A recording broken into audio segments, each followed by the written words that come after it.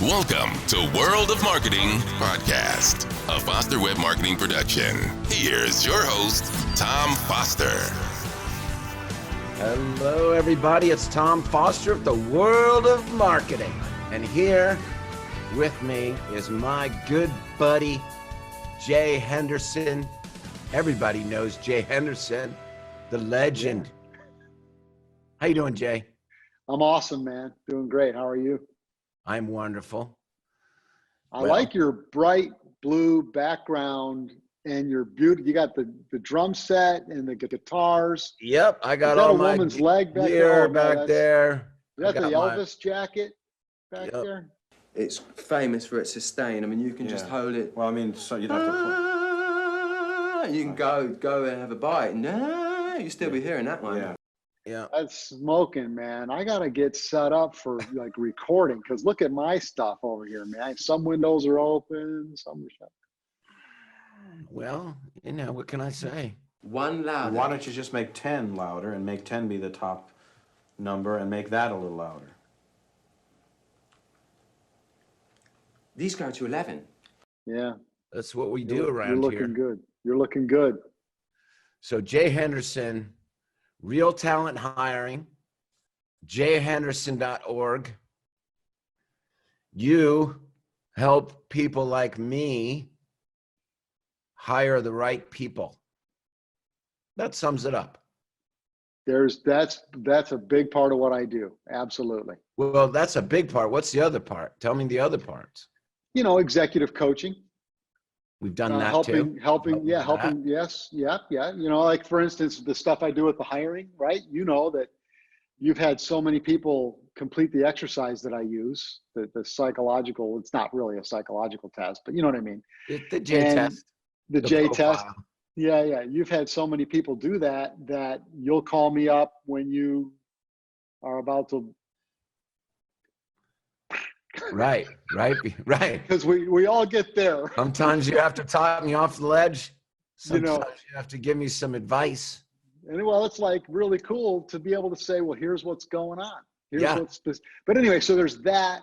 And then there's helping my executive business owner clients perform at their own highest level that grow the business, what have you. Yeah. So that's it. Let me switch this. So I got a double screen. I forgot to do that. That's the better screen that we've got. Okay. Oh, they couldn't see me before? Go back to the one where they cannot see me. No. They can see you. They could see you the whole time. That was Okay. basically, it switches back and forth from speaker view. Now we have gallery view. And that way we have both screens here, which is my preference. Awesome. So, yeah, I mean, I cannot tell enough people about you and your particular skill. Thank you. That's awesome. It's funny because, I mean, we've known each other for, a long time now. 10 years maybe? Yeah.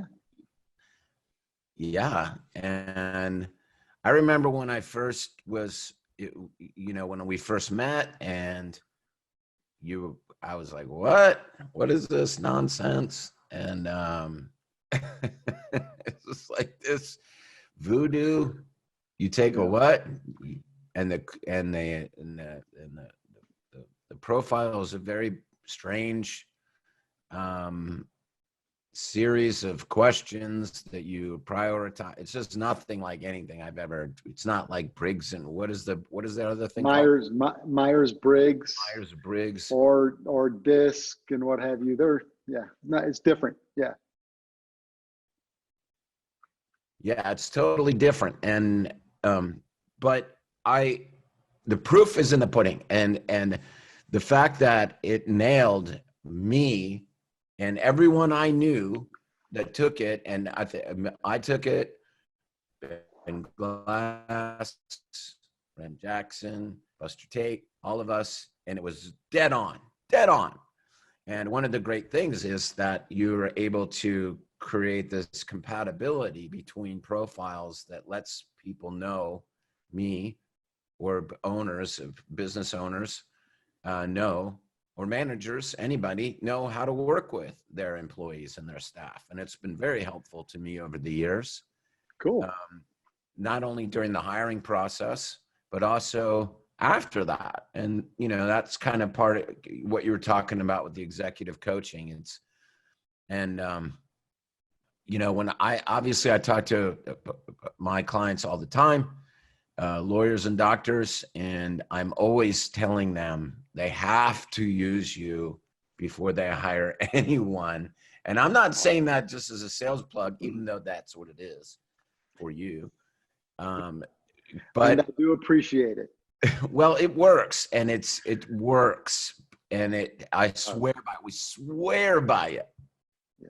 And I've had to turn down some people that I would have immediately hired, and if I had not had this test or profile, or what we call it the J test. It's not really a test, but it's not a pass or fail. Well, I guess it is kind of a pass or fail, but you know, it just is so very helpful.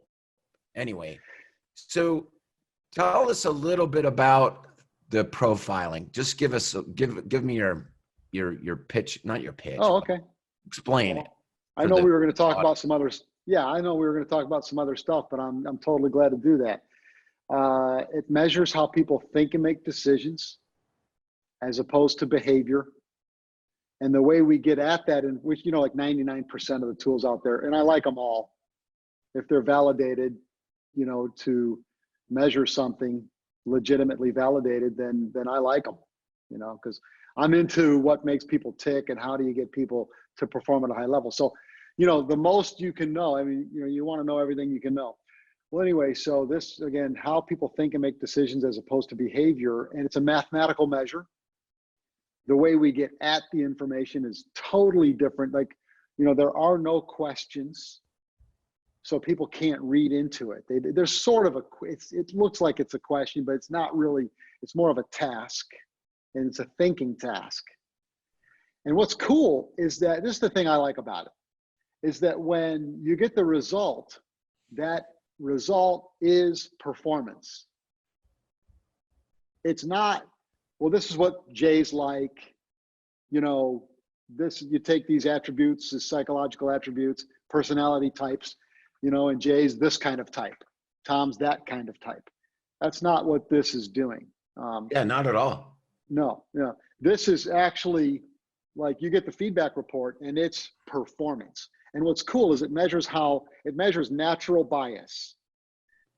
You know, I say that because the attorneys know a lot about bias. They're trained about bias in school. So this is not artificial bias. This is natural bias, hardwiring about how we see the world and how we see ourselves. And then, so it literally measures how I perform. So when I get the results, this is the performance. And, you know, and what's really remarkable briefly is that I've done this for every day, all day for 12 years. I knew about it 20 years ago, something like that, when I left Covey Leadership Center. But I got trained in it. They made me take it before I got this one job. That's how I found out about it, is I took it to get hired at this one company. Anyway, yeah, so I forgot what I was going to say. But anyway, it's fun. It's fun stuff. Well, so is that, it says my memory's not very good. Right. Well, but did you take that before you worked at Covey? No, when I left Covey. When you left Covey. I went to an organization right down the road that was teaching business owners how to coach other people to higher performance using sports psychology, which is what my passion was. So I found out about them, and I had a great opportunity to move over there, and then they had me take the profile. And then I was, anyway, fun, really cool. Well, that's, you know, it's funny you say behavior. It's more about, it's not really it kind of anticipates how people will react to certain situations. Is that fair? Well, yeah, I can see that in the results. Yes. You know, yeah, because that's kind of how you explain it to me when we are evaluating somebody, and because people obviously people, give you their best during an interview, give you their best in a, when they're talking to you and they're trying to get the job, and you don't really know what they're going to do. And I don't want to say behavior. No, You don't know what they're going to, how they're going to perform under. which is like behavior. It is. Right. There's no doubt. But that's this. We're measuring how they think, and then behaviors. Thinking socialized. It's like you can mask behavior. Like you can make a decision and then decide, well, I'm going to do this, but I got to be careful how my boss sees me or how my client sees me. I'm going to socialize my decision. That's different, right? So we're getting at everything that happens before the decision is made. So I have to explain it to clients like, well, here's what's going to happen. Here's what they're performing. Right. And I know that because I know what they see and what they don't see. Like literally. So if you say to me, Jay, here's how the system works, then I go, and let's say I'm not somebody focused on systems, which means a lot. Like there's a whole lot of meaning behind that. I'm going to be rebellious. I'm not going to try to do things the right way. I'm not going to follow all the systems you've built in your organization in order to keep everything automated and on purpose so you can like go on a vacation. And if I'm not that kind of, like, you could go on a vacation, some employees, when you get back, they've rearranged all your furniture. Right. I've had, So knowing that kind of thing, and it's because they just don't see what is important that they should be seeing. You want to put them in a sales role. Salespeople are optimal when they see things in a certain, natural salespeople are focused in certain ways. And, so knowing, then you can predict behavior because how what they see and what they miss, plus how well they see it and how poorly they see it. Anyway, And the other thing about it is that you do the compatibility matchup, because it's not just the individual and how they might react or perform under their own circumstance, but it's also how they're going to perform while working for you or with the boss, which is really key. And so let's just take this to let's bring it all the way through. So because we've obviously had all of our sales and marketing people have the profile done, and all the management has had the profile done. And when we have executive training with you, which we've had many times and will continue to do so, which I think is very valuable and very powerful. And it needs to you need to keep it going because, people change. And obviously there's a whole new normal now, and we'll get to that in a minute.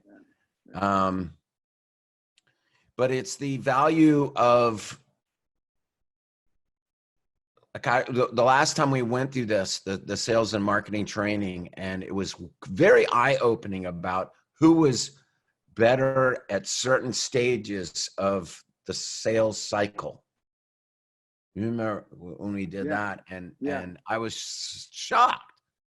I mean, not really, it wasn't I guess it was somewhat of a surprise to me about where my strengths and weaknesses were, but where other people's strengths and weaknesses were, specifically Molly, right? I mean, that Molly was the strongest of the selling part. Naturally. Like her natural wiring is top 1% of salespeople in America. So then there's a whole lot of stuff that goes with that. Does she want to sell? Because if she doesn't, then that won't be helpful, right? Or someone who maybe isn't a naturally wired salesperson doesn't mean they cannot sell. Or someone who has way more experience than someone else. But when you add that all together, it's valuable to know, because when you're making decisions about who's doing what. Yeah, and it changed the direction of how we were doing things, which was really good. So most of the people that are going to listen to this will probably be lawyers and doctors, Jay. And so most lawyers are hiring, that I hear, they're hiring paralegals, intake. Caseworkers, legal administration, Right. attorneys, Other and then attorneys, right. And that's tough. So, and you talk to a lot of them. How do you advise them on this? I mean, that's kind of a big loaded question, but how do you I've never really heard you, obviously, because I'm not a lawyer, I've never really heard you give that kind of a profile analysis to them. But how would you do that? well, we jump on the phone and they'll have run a profile on a candidate. We'll jump on the phone and then I'll ask, what's the job? Right? So like, what specifically are they going to be doing? And then if it's intake, is it a heavy qualifying intake or is it a closing intake specialist? Are they going to close the person? Are they going to then onboard the client? There's a lot of questions. If they're a paralegal, right? What kind of law is this firm? How's that process working for them specifically? So we'll talk about how organized the person is or is not, how focused, what they're going to be great at and what they're going to miss. And it just depends on the role. So, if it's a caseworker, I'm looking at what they're paying attention to and what they're good at, and the same. It's not that much different because we're basically taking the person and fitting them to the role. That's where the nuances happen, which is what you're asking, right? So in doctors' offices, there's medical assistants, and in law firms, there's paralegals and legal admins, and they use them all differently.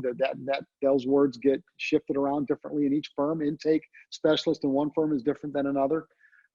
So and you have different profiles that you take depending upon the job. There's a different profile. It's not the same profile for every type of job, because you always ask that question. Well, what are they going to be doing? Yes. And depending upon what they're going to be doing, they take a certain profile. And here's a big important thing. When should they do the profile? Should they do it after they hire them? No, don't do that. No. And it should be not even, like, I've learned this the hard way. I've done it all the wrong ways. So I think that the best time, and you tell me if this is right, the best time is when you feel, okay, good possibility that this, they pass the first stage and looks like a good possibility, right? Right. So every client's a little different, and everyone counts their cost, opportunity cost, and money to expenditure and investment differently, and their time and everything. So some clients do it only like what you said. Okay, I've got a decision. I'm going to hire Tom. Let's see what Jay's system says. And other clients say, I'll do a 10-minute phone interview and whittle it down to my top 3, and then have them take the profile. And I haven't even interviewed them yet. I've never even spoken to them yet. There has to be, by the way, a little interview, at least some kind of an interview before you can do that, unless there's a big empirical benchmark study done. But anyway, so everybody does it differently. But the main thing is, it's like, how do you count the value of what I do for my clients? And unfortunately, it's easier to determine who will not work well in a job than it is to know who is going to be a superstar. Because even though the report is accurate, let's say it's accurate, you still don't know 100 things. But to answer your question, when you've decided, I want to hire Jay, I want to hire Tom, that's when you run it. Yeah, but I think that it's when I've often come to you with questions about a person, you did this, like, I'm not ready to fire them or whatever, but I'm interested in knowing the best way to communicate with them. And you're very helpful when it comes to, you'll pull up my profile. Well, you already know me. And this other person, and you'll, well, you know, either Tom, you got to do this, and you know that they're going to do this when you do this, and so that just kind of ongoing benefit, that ongoing counseling. I call you my Merlin, my counselor, my therapist in many cases. Not only my good friend, but also my therapist in many ways, especially when it comes to staff, and how to communicate with them and message with them properly. Yeah, I mean, you know, if you've got a current team, you can run the assessment and get all kinds of very, very valuable insight about, you know exactly why they do what they do. Right. You know exactly how to communicate with them. You know exactly how to coach them. You know what they need coaching around. So rather than be frustrated, because that's the big problem, is the gap between The what unknown. we expect.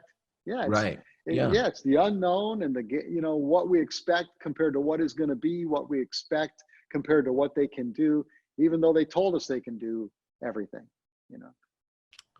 That just reminded me of, I want to talk to you about something after this. Okay. Related to that. But Great. here we are. Okay, so the bottom line of that is that just like I tell everybody that I talk to, they're either, you know, they're all of them are building a team. They're in some stage of building that, and they all need to work with you. They all need to talk to you. It will save them so much money and heartache and pain down the road. And you're like an ally. You're a coach. You're somebody right there that helps, because it's tough to hire people. And it's tough to make that decision, and you just make that an easier decision either way. Yeah. So on that, here we are in the craziest, crazy time, pandemic. It's just horrible, ravaging the world. And you know, we're really at the beginning of it, and we got a ways to go. And you and I have talked a few times over the last week, two.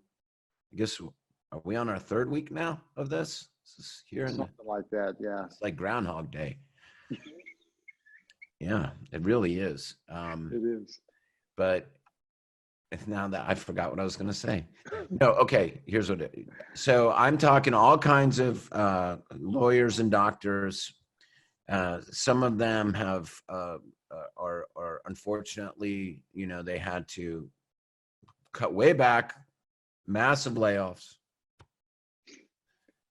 Some are holding on. Some are busier than ever. Interestingly enough, our friend Ben Glass is like completely booked and plenty of business and cases through the end of the year. I've talked to several other law firms like that as well. Other ones just, you know, they are pivoting or need to pivot. But let's just talk about this massive layoff and the amount of unemployment that is just record unemployment right now. And what's that going to look like when things, you know, get back to the new normal? I mean, like, I think that you're going to be a pretty busy guy. Yeah, I think there's going to be a huge rehiring, and you've got a great opportunity. Everybody out there's got a great opportunity, frankly, because, you know, you can readjust, you know, you can make better decisions. You've got opportunity to think things through a little deeper. You know, I've got people buying my how to hire system, which is more than the profile. Frankly, profile sales are down, which is okay, but people are shifted into buying these the how to hire systems from my website, which just was a random started happening to me. So how do they get that? How does somebody get that? Tom Foster Marketing. No, it's my website. Is it on Jay Henderson? Yeah, it's on jhenderson.org? jhenderson.org. Yeah, Okay. yeah, and through the website you built me, the beautiful website I love, and it's so anyway. The point is, that there's a bit of downtime for many, and they're taking that time to learn. They're studying. They're sitting back and preparing for the regrowth and everything. And so it's a great opportunity because, there's a lot of great people where when unemployment was 3.5%, you're frozen. Can you hear me okay? There you go. There you are.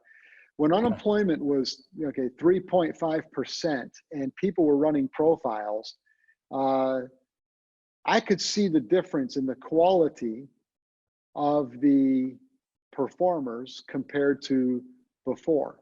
It was harder to find great people because they were already hired and working and enjoying their job and everything. So it's ironic that when things come back, we're going to need to be really savvy and good at finding the best people and getting them hired. I don't know whose idea it was to put all these pictures of me on there, but that's not my design. Who would do that? Who would put that? Who would tell you to do that? This is one of my favorite websites, so I love showing it off. I think it's a great brand website, but basically you've got a lot of great information. If people, besides profiles, as you said, just go to jhenderson.org and take your pick, or connect with Jay on here. But yeah, jhenderson.org is where you want to go. Yeah, thanks, Tom. So this opportunity, it is going to be a big splash, and everybody's going to be rehiring, and there's a great opportunity coming. I know it's rough right now. I really do know. Trust me, I know it's rough right now for many, many people, and I would never minimize that by saying, rose-colored glasses, being glib. Even though I studied mental toughness and sports psychology for 25 years, I recognize how difficult. Well, you got to be optimistic. Right, we have to remain optimistic in the face of all of this, the tragedy. Well, we're going to bounce back. We do have to. Look, the research, we have to. The research shows that optimism isn't going to help us perform at the highest level all the time, not 100% of the time, but research shows that it's tremendously important because being negative does work 100% of the time. That's true. It slows us down. It blocks us. It gets in the way. So optimism, it's a tough time right now. There's realities, but we gotta. I worked for Stephen Covey, who wrote the 7 Habits book, and I was talking earlier to someone, and we were talking about Stephen had a great principle he taught called the circle of influence and the circle of concern. And there was two, what do you call it? Concentric circles. And the inner circle is the circle of influence. These are things you can control. The outer circle is the circle of concern. These are things that concern you, but you have no control over them. And he demonstrated with these two circles that if you focused on the circle of concern, it grew, and your circle of influence shrank. Whereas if you flipped it and you focused on the circle of influence, it would expand to the point where it almost dwarfed the circle of concern. And that's kind of where we're at, isn't it? We have no choice about what's happening. So we only can control, and you all know this, we've heard this, but that's critical. We've got to control what we can control. And it takes, mental toughness is really, I'm launching into this without you asking me, but it's emotional control. And if I'm scrolling through Facebook and all the Republicans are mad about this and all the Democrats are mad about that and all the conspiracy theorists are, we're being taken over and this is the first opportunity. It's nuts. So I was kind of like, man, I got to get out of this because it's affecting me. So anyways, it's true. You got to be careful. By the way, on that note, my wife, Charlotte, loves you in general, but loves your Facebook posts. Oh, that's just nice, said that man. to me. when I was like, I'm going to go do an interview of Jay. And she was like, I love Jay. I love what he puts on Facebook because it's positive. It's inspirational. You know, there's a lot of people that get like what you're saying. They get on there and they just rant and, you know, just. Yeah, it's rough. So, but you're I'm a talking about it positive guy. because, and thank you for that, and tell her thank you. But it's like it's critical that we protect ourselves right now. You gotta protect your mind. If things are really rough for you in your business and things weren't great and you weren't prepared for this kind of a thing, you know, it's just critical that you don't let yourself go down. You've got to. How do you do that? How do you tell people that? I mean, like, it's easy to say, honestly. It is easy to say. Be tough. Look, I mean, there's still things to be grateful for. There's still things you can do. We're going to bounce back. This is not going to be a forever state. Everybody knows that. We're all adults. But I mean, you know, I think you get up in the morning and you know, the world's best performers have a pre-shot routine, or they have a pre-surgery routine, a pre-whatever. Right. And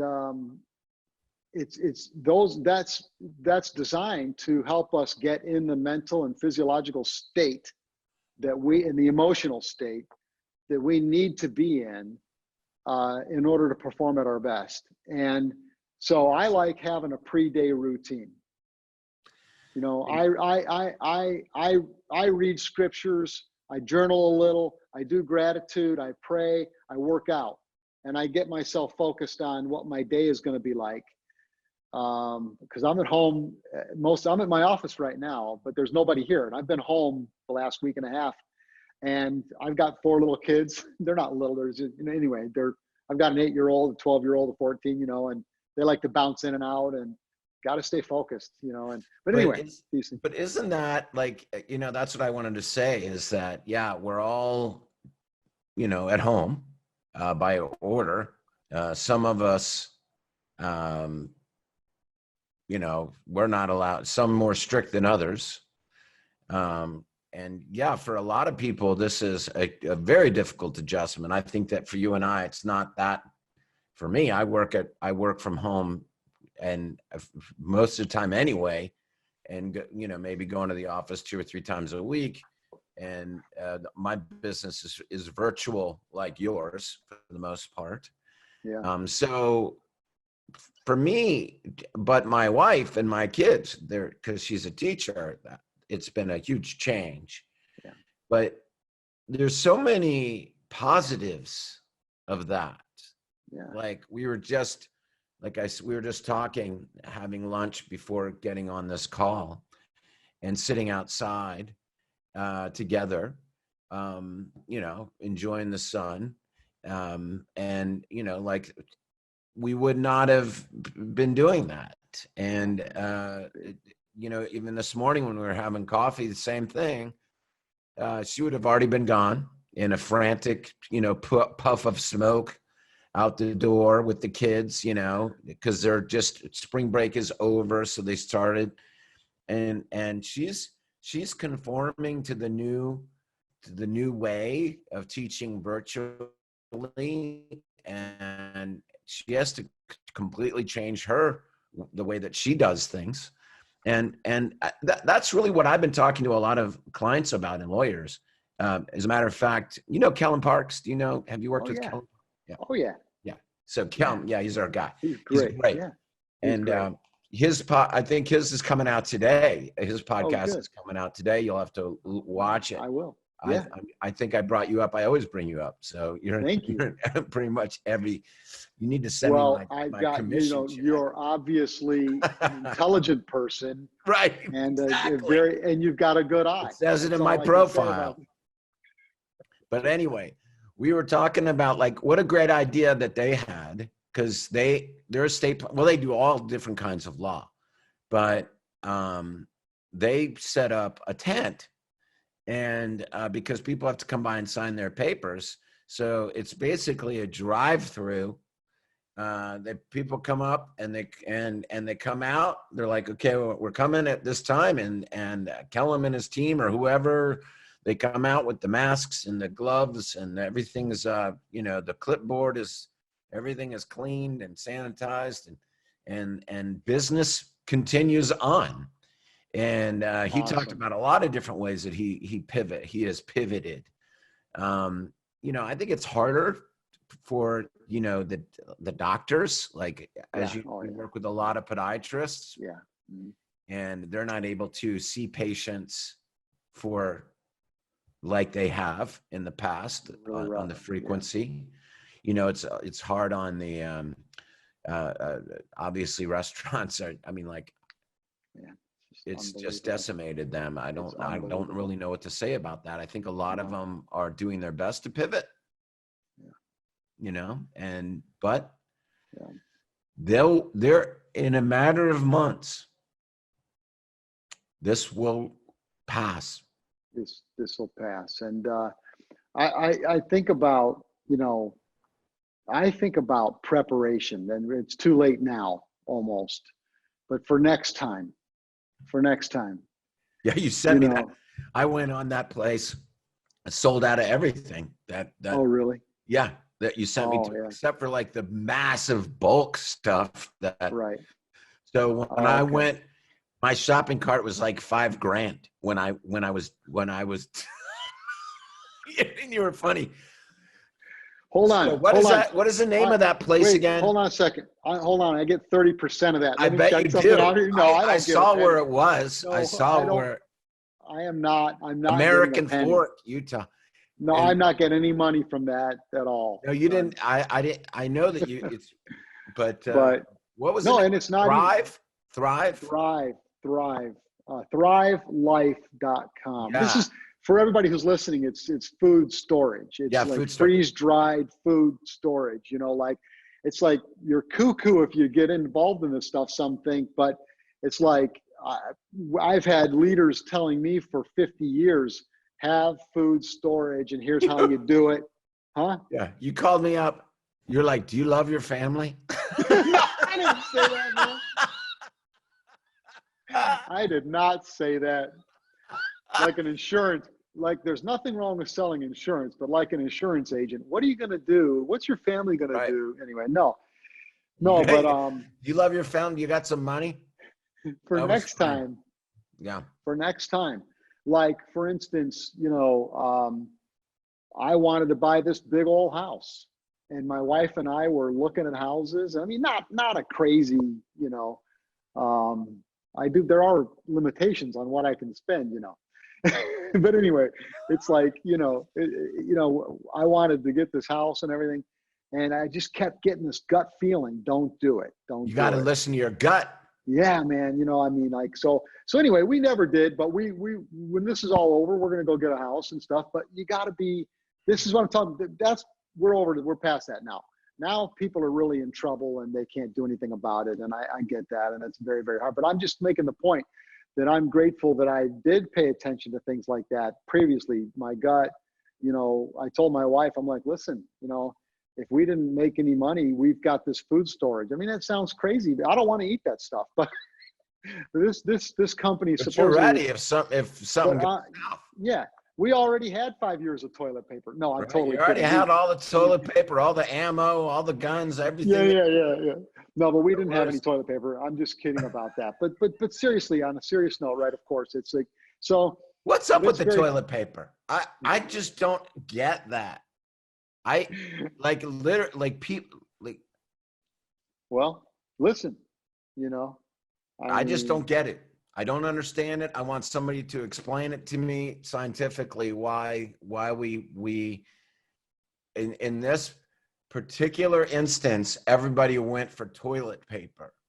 Like if it snows and you're snowed in, people go and get milk. Right? That's what's gone is milk for snow. But milk and bread. Yeah. Anyway, it's bizarre.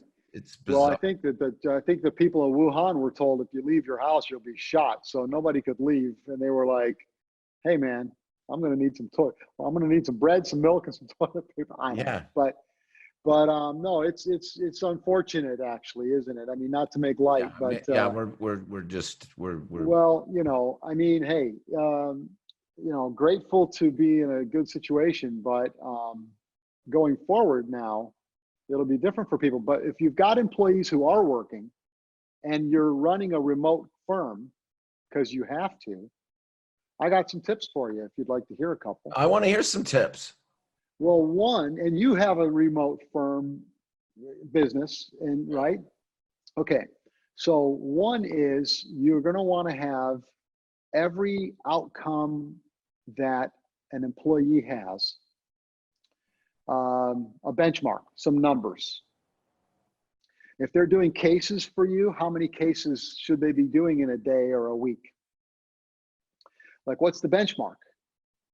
What's the number that should be hit? Because how do you manage people that are at home and they're distracted? Yeah, they're not used to it. It's a very interesting thing. I just had a mastermind call about this last week, and there was a bunch of people on that call that are just like a mess because they're not used to managing remotely, virtually. For me, like for me, it's nothing different.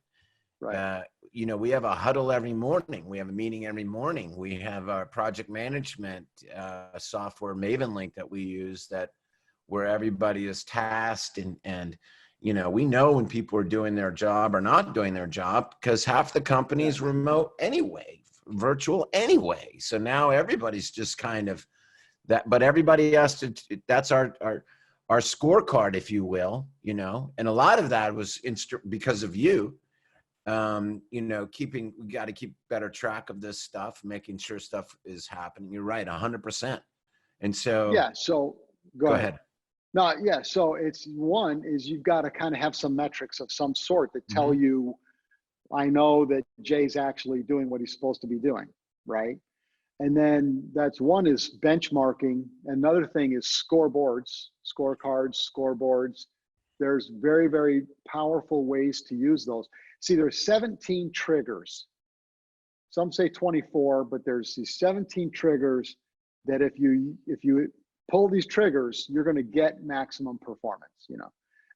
So benchmark, got to know numbers. Number two, you can scoreboard things. There's ways to do that that's very effective, but you have to know if you're going to scoreboard something with a team. The point of a scoreboard is so the players know what the score is. Of course, it's so that the leaders and the coaches and the bosses know, but the bosses always know because they've got these elaborate electronic dashboards that all the numbers are coming into, but the players aren't playing based on a leader's scoreboard. They're playing based on a player's scoreboard. So there's some nuances and some distinctions, but if you've got a scorecard of some sort of scoreboard, you can work with your team around what the goals are, but that's not going to work unless you know what it is we're trying to improve, number one. Number two, what is it now? What's the performance now? Here's the three questions. What is it now? What do you want it to be? By when? So those are some really critical you get those metrics clear. And then when that stuff doesn't work, now we got to have coaching conversations, leadership conversations. I feel so good because I have implemented that exact thing and I've been sitting here thinking that it was just because I'm so brilliant, but it's really because you told me that. And I forgot that you told it to me and I implemented it. That's but it's great. true. It's smart. It's important. It's like, here's where we are now. Yeah. As simple as that. Here's where I want us to be. Yeah. And by when. And the by when is critical. Totally critical. The date. There's no movement.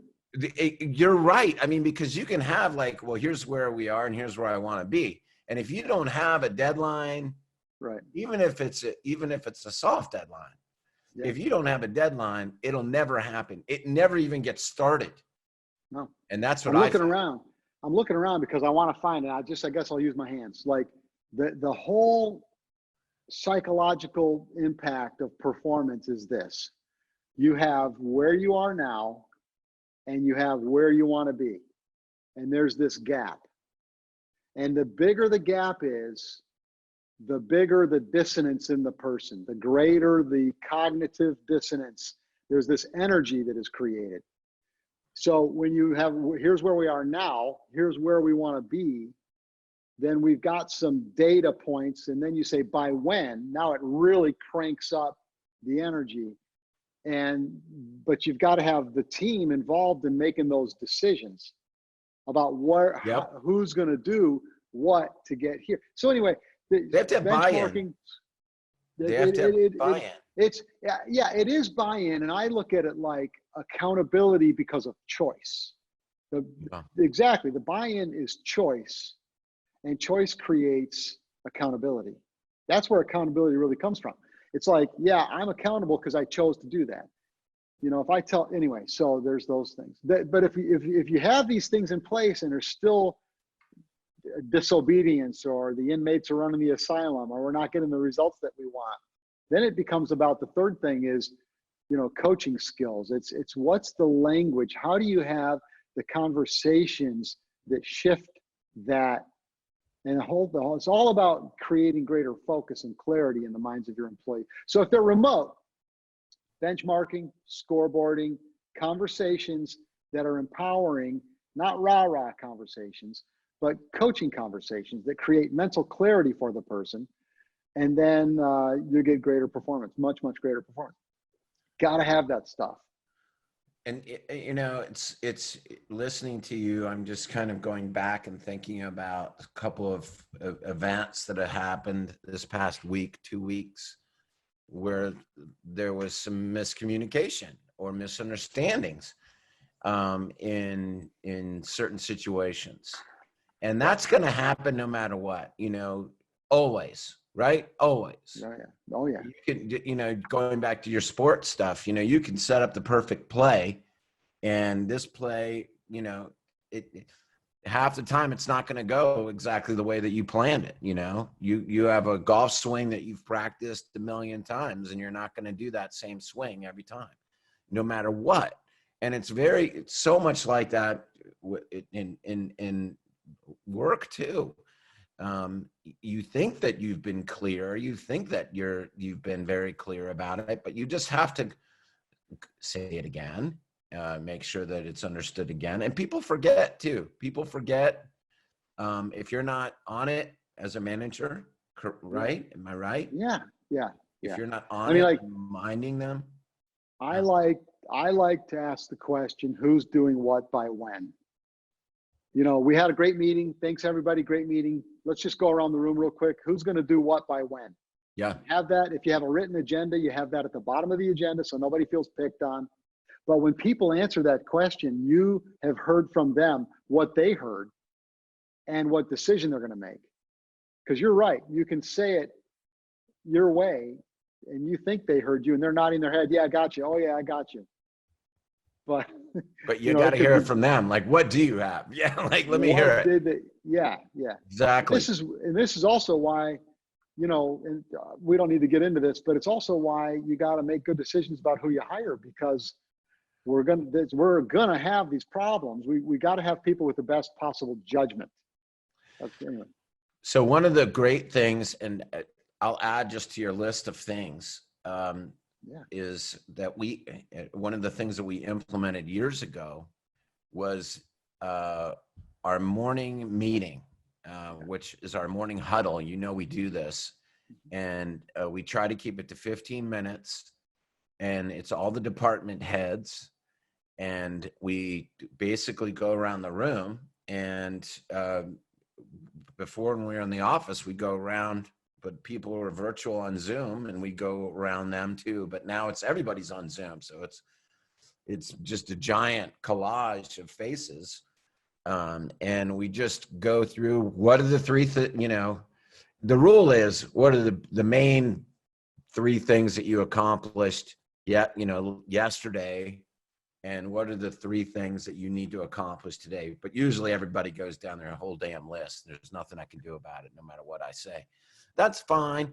And you know, we would try to keep it, like I said, to 15 minutes, but sometimes it goes a little over. But all the crosstalk that happens, for one, it keeps people accountable to because it's not it's not accountability just to me, the boss. It's accountability to their coworkers. Totally. Right? Totally. Oh, totally. Yeah. And keeping, like everybody is kind of managing everybody else because as you know, what we do is very complicated. Building websites and helping people market.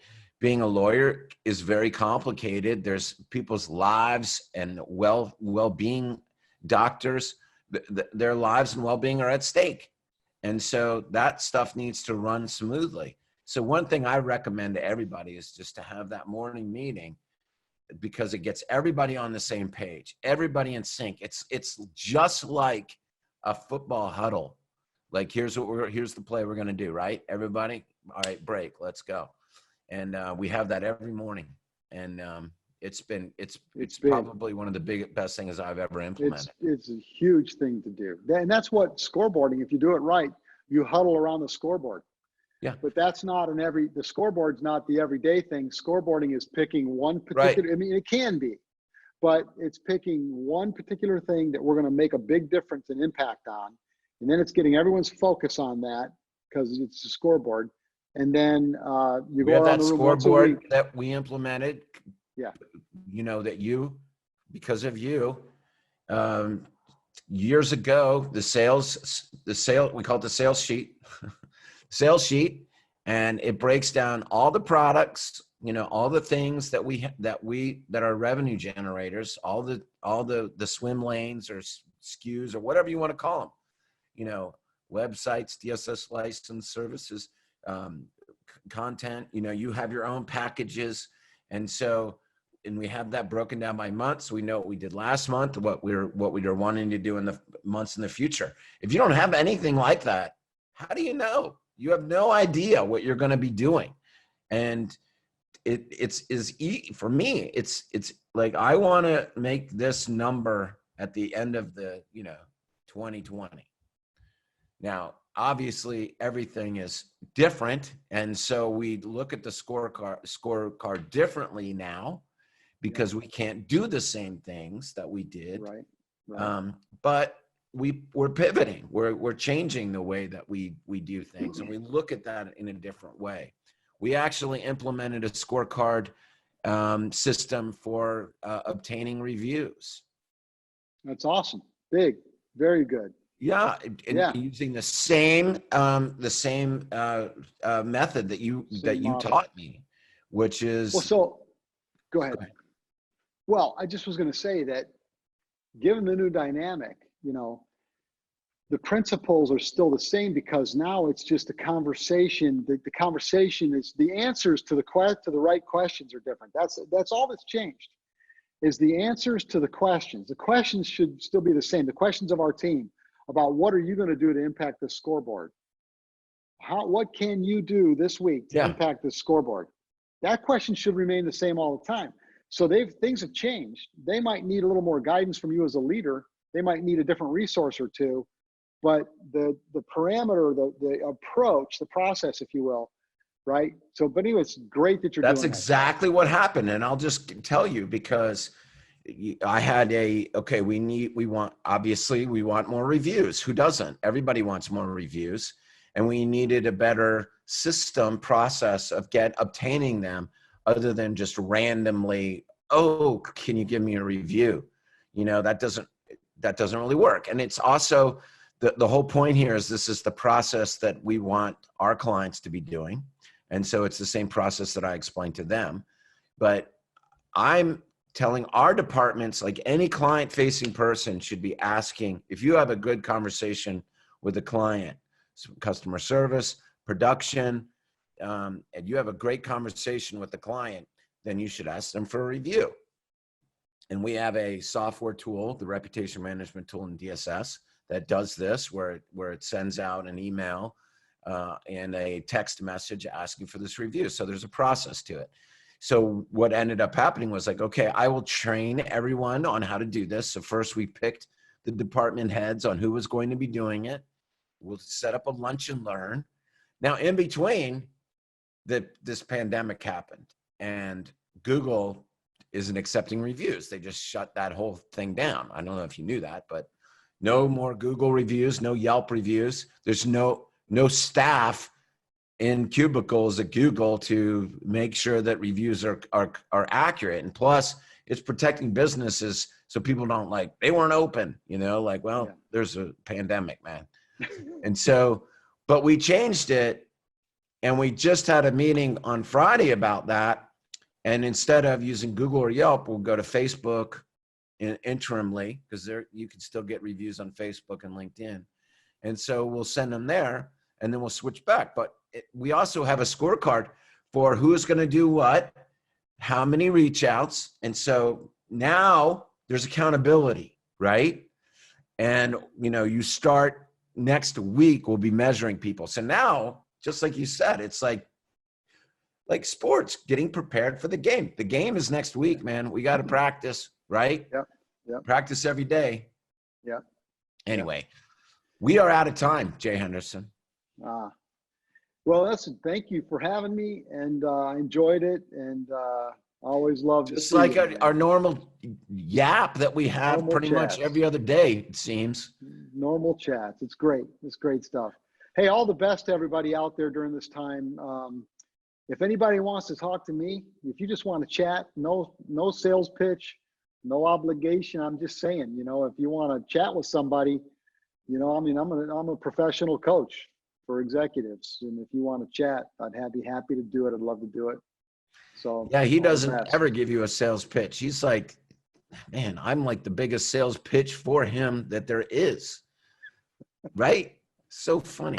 But this guy is I'd like you to keep doing it. amazing. And I could not Fine. endorse, of all the people that I work with, of all the people I know, somebody that I would always have to have in my next to me is Jay Henderson. And so thank you, you're very Jay. kind, You man. made a huge difference in my life. You're a great friend. Just what he just said. Thank you. Truly a stellar individual. Thank you. Oh, it's very kind. Thanks, man. Yeah. That's And, very kind of you. I mean it. You're a wonderful Thank you. person. Wonderful. Oh, you're a good guy, and thank you so much, man. I appreciate that. Okay, everybody. It is. This has been a great chat with the one and only Jay Henderson, my good friend. If you want to get some of his materials, if you want to coach, if you want to get some profiles done, which I 100% recommend, start talking to him now. Even if you're not hiring, just to get a sense of what he's like, you can go to jhenderson.org. Check out his pretty face there. Give him a shout. Set up some time to talk to him. Thank you, Jay. Thank you, man. Thank you. All right, everybody. It is Tom Foster in the world of marketing, coming to you from my studio basement, and I will see you soon. Thank you so much, Jay. Everybody, Thank take care. Stay Goodbye, safe. everybody. Stay Take care. healthy.